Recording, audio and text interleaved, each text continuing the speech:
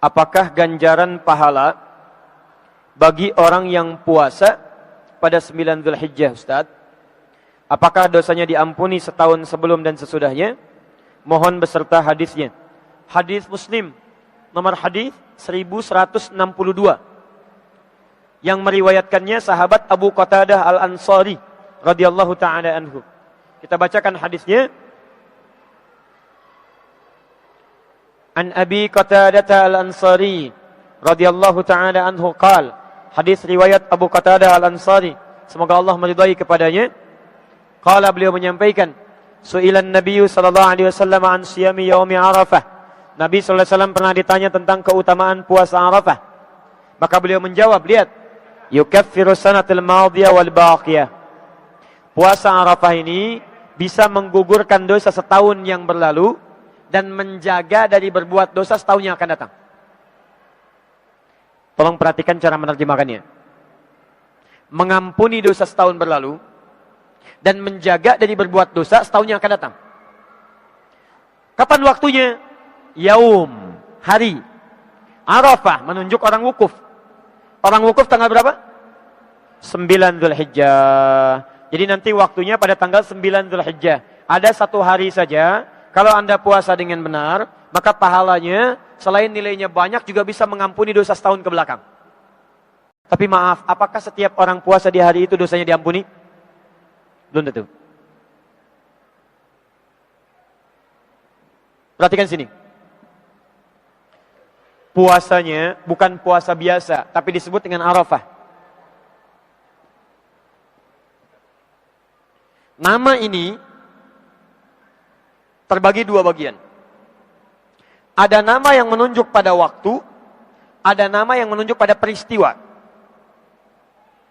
Misal, nama puasa yang menunjuk pada waktu, puasa Ramadan. Saat disebutkan puasanya, disebutkan bulannya. Bulan itu menunjuk pada waktunya. Lihat Al-Baqarah, Quran surah kedua, ayat 183 sampai 185. Disebutkan puasanya. Ya ayyuhalladzina amanu kutiba alaikumussyam. Puasa. Kapan waktunya? Ayat 185. Syahrul Ramadan alladzi unzila fihil Quran. Di bulan Ramadan. Ramadan. Disebutkan nama, melekat pada puasa, menunjukkan waktu. Kalau ada waktu disandingkan dengan puasa, itu yang dimaksud adalah saat menunaikan puasanya. Waktunya. Tapi kalau Anda menemukan peristiwa bersanding dengan puasa, maka yang dimaksud adalah cara menunaikan puasanya. Tunaikan puasa seperti orang mengerjakan amalan dalam peristiwa yang disebutkannya. Lihat sini. Nabi tidak menyebutkan, lihat kalimatnya. Siyam yaumut tasi' min Dzulhijjah. Puasa pada hari ke-9 di bulan Dzulhijjah. Nabi bisa mengatakan puasa tanggal 9 di bulan Dzulhijjah. Kalau yang disebutkan kalimat waktunya, maka puasa yang dimaksudkan puasa normal. Tahan lapar, tahan haus, tahan syahwat dari fajar sampai maghrib. Itu yang disebutkan.